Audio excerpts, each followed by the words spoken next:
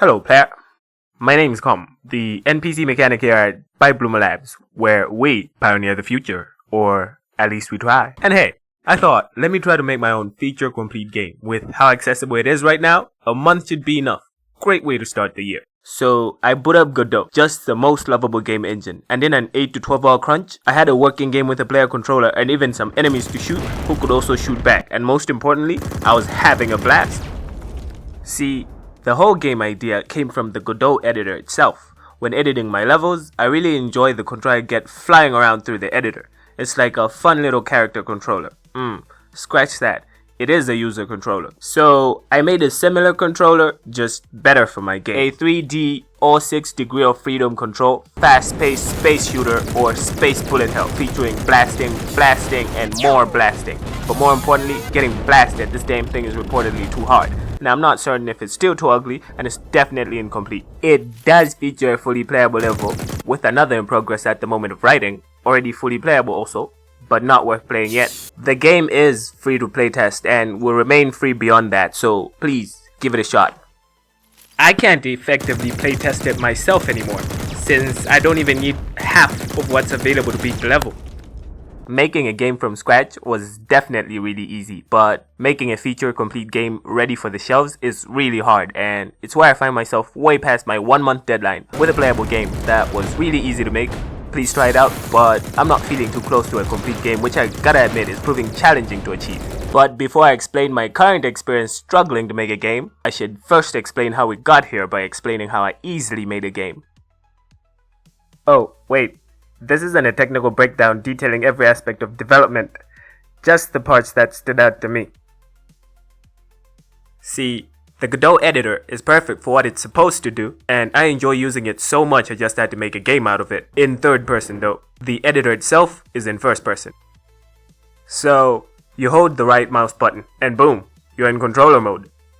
Moving the mouse horizontally rotates your view 360 degrees around the vertical Y-axis. Moving it vertically rotates your view up to 180 degrees around the horizontal X-axis. That's 90 degrees up, 90 degrees down. This lets you inspect every nook and cranny of your level from any angle. As for the movement, while in controller mode, remember, holding right mouse button. W and S to move forward and backward, A and D to move left and right, E and Q to move up and down, Shift to move faster, and scroll to adjust movement speed. The movement is always relative to the direction you're facing. It's so intuitive, and in my experience, usually the more intuitive tech feels, the more work, including thoughts and considerations that were put into making it feel that way. This effortless maneuvering through 3D space is the main inspiration for the game, but we're not editing levels, we are beating them. So the player controller needed more freedom, and so I removed the 180 degree restriction from the side axis, allowing for upside down flight. And for the first few playtest builds I released, this was the control scheme.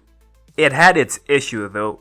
Flying directly up or down made the vertical axis rotation useless, as it rotates around an axis parallel to the player's view. This isn't an issue in the Godot editor. In this game though, where the movement is what keeps you alive, losing a degree of freedom mid-combat is easily fatal. Of course, it's traded for another in this case. After posting a playtest trailer on r/Destroy My Game, user Kazuya Akema said it reminded him of Descent, of which I just had to check out.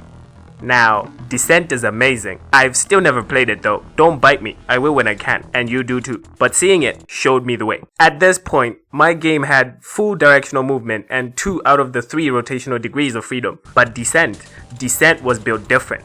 It gives you all 6 degrees of freedom, and I just couldn't unsee this. I had originally made an attempt at a 6 degree of freedom controller earlier on, but I just couldn't get it to work, especially because I was working with Euler angles, which is not recommended, but they're the easiest 3D rotations ever get. I leveled up and mastered the matrix transforms that Godot uses, only to realize that wasn't enough to get that last degree of freedom. To get it, I needed to master the legendary tire math skill of the Quaternion, but the game was to be made in a month, so I scrapped that and went with my Eulers. Fast forward past the deadline. With more time, I could take the day off to learn some 4-dimensional Quaternion magic, which I did. Cool stuff, by the way. With all that power, I went back to Godot looking for where to flex my newly acquired higher dimensional 4D prowess to the lower dimensions. I didn't need it.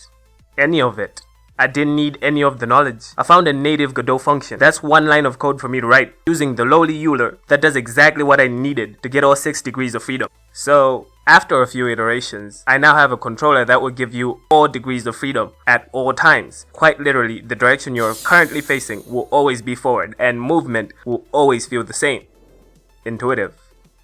That said, there is a side effect. Free rotation means no fixed axis, so it's easy to tilt sideways without realizing it, and rotating back might not be as obvious as you'd assume, but you get used to it, especially with roll controls, making reorientation effortless. You also get a dash in whatever direction you're moving towards. If you hold the key, the dash will transition into whatever you would call a sprint in space. So not as fast as the dash, but continuous. And all these cost energy displayed on the energy meter. You can also use the energy to deploy a shield, allowing for a tankier playstyle, or as an easy fix when you're in a really tight pinch. So much freedom.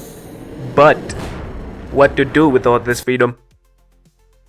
Combat is simple to keep things intuitive. Aim, shoot, and Scrapper, your trusty partner, will do the rest. But you're not limited to just Scrapper. When you blow most enemies up, they will drop their weapons, which you can pick up and use for yourself. Equip up to 4 weapons and show them being the player doesn't stop you from being the boss. We got bullets, and more bullets. But we also got missiles that lock onto and home on enemies, lasers shooting at light speed, and whatever these are. Weapons aren't just different numbers, they define your playstyle. That said, my first playtest build only had bullets working.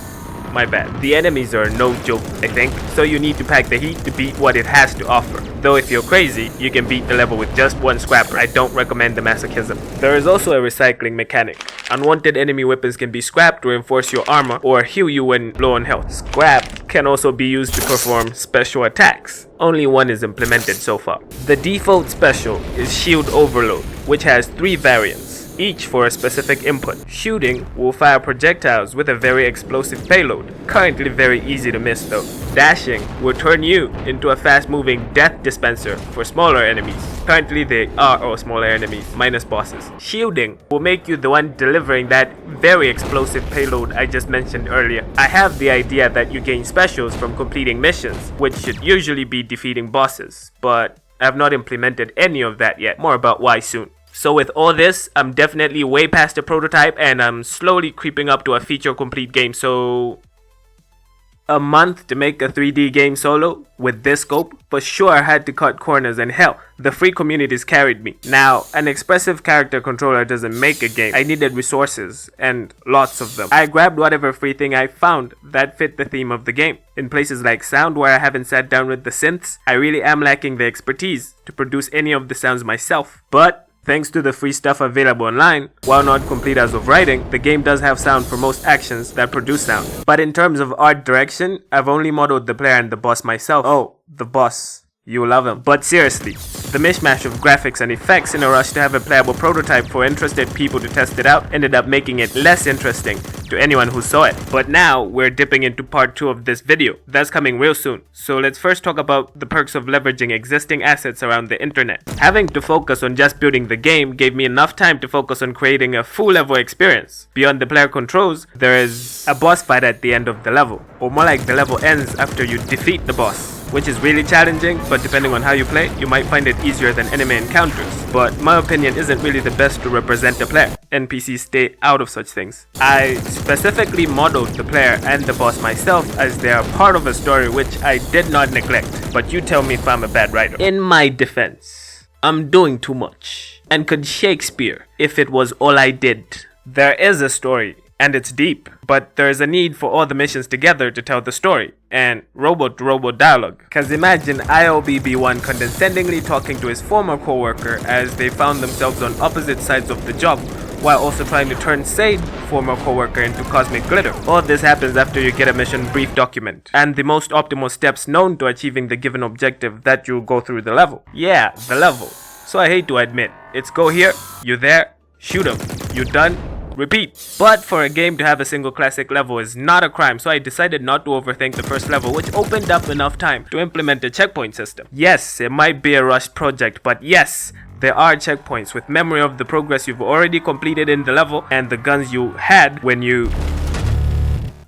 Do note that exiting resets all the data, as I'm not storing anything in your storage, like at first. Working with the respawning player proved to be much harder than the enemy spawning code, which I could really go out with, but again, my opinion is not the best for tweaking things right now. With the enemy spawning code, I created a standard encounter system, where you clear all the enemies, and then you can progress. The enemies that would just fly away or bug out and things that made them hard for the player to find, turned it into a game of hide and seek where the enemies were good as long as they couldn't be found by the player. Had to create a hacky pathfinding algorithm and a teleport system for good measure to always send the enemy back to where it should be defending. Oh yeah, the enemies. Like I said, I was inspired by the freedom of movement in Godot's editor, so the bullet hell aspect of the game just happened. I'm down if you have fun pacifist levels in mind, just enjoying the movement. I literally just thought giving the enemy 2 guns instead of 1 is cooler, and before I could decide the genre, the enemies were raining bullets on me almost non-stop, which kept me moving, which is exactly the intended experience. Each enemy has their unique way of trying to corner the player to keep them moving or they will die.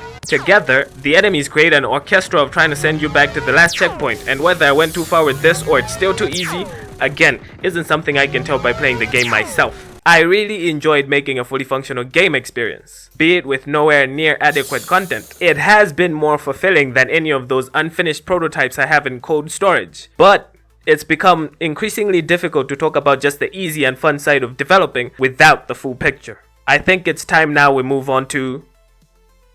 Please forgive my lack of knowledge in specific fields when it shows, as obviously I do not possess the expertise in all fields.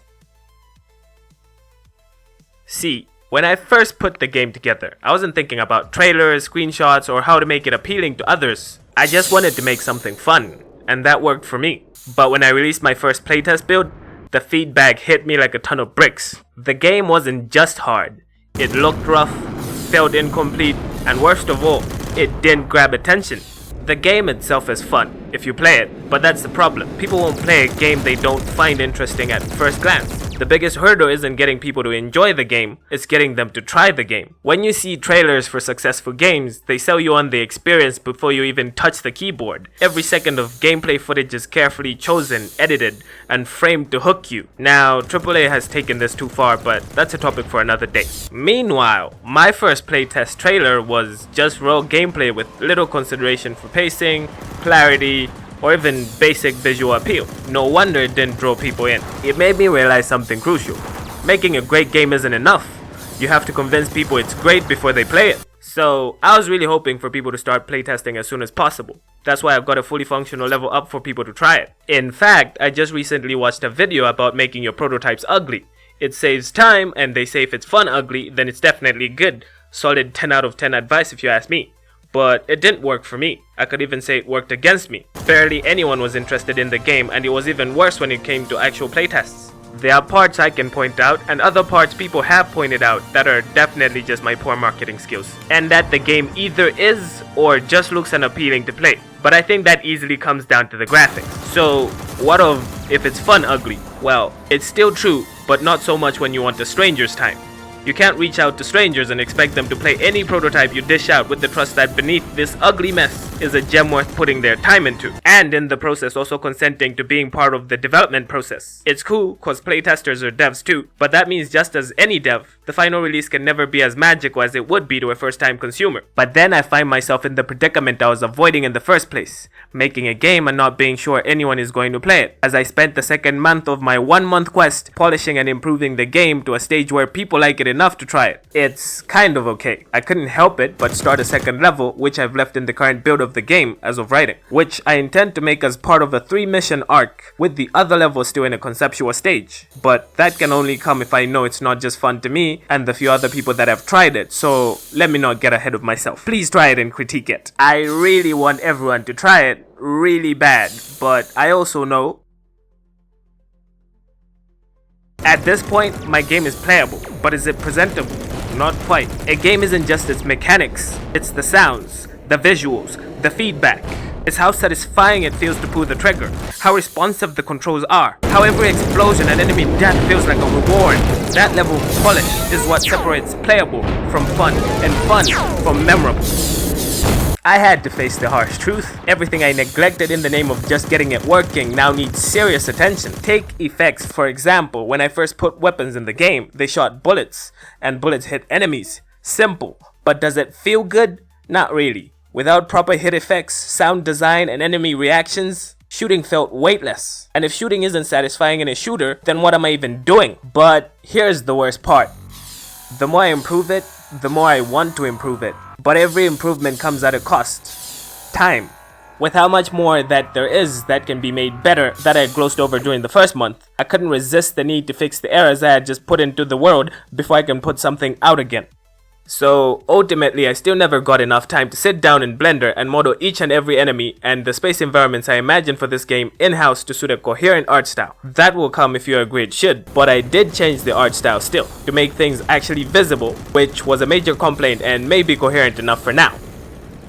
Making a prototype is not the same as making a finished product. When making a prototype, you can cut all the corners you want, all you need is something playable. But for a finished product, you want to make sure everything is a-okay as far as you can see, and I really can't stress enough how much I've gone past making a prototype, so I'm actually experiencing making a game now. The experience thus far has significantly been different, and it's no longer about making a game that works, and more about making a game that people will want and enjoy playing.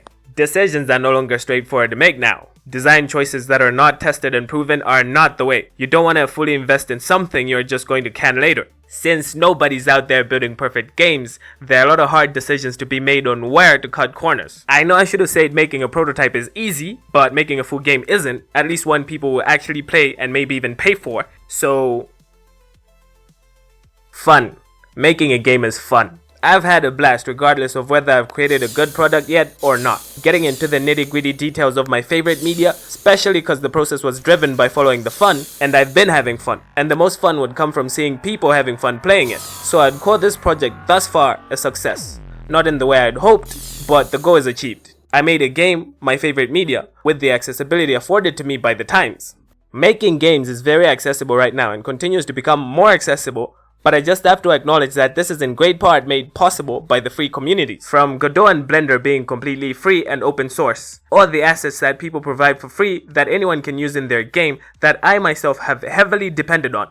I'm truly thankful. I'm having so much fun struggling through the process that I do intend to spend my time working on it to at least get the 3 levels up to have something of a complete game. This means modeling everything. Better sound and VFX and more polish, and mainly getting those 2 other levels up. This is going to be quite the challenge. But if I had to highlight the biggest challenge for me right now, it's to get playtesters for a game that hasn't gotten pretty yet. But who said fun doesn't have to be challenging or just outright hard for you? So I guess it comes down to if you're down for the challenge. So this is kind of a peek of what I have cooking here at Byte Bloomer Labs. But I'd really love to hear what you think. Should this eventually turn into a full-fledged game or a franchise? And with what changes or improvements? Or what are your thoughts on the game development process? Or what experiments would you like to see me try here in the lab? I'd love to hear your thoughts down in the comments. So please leave a comment and hit that like button if you like what you see. And if you want to see more of what we got going on here at Byte Bloomer, then hit that subscribe button. Visit our site, try the game out and tell us what you think. Please play the tutorial first, and welcome to Byte Bloomer, where we build the cool stuff. Cool, I'm logging off.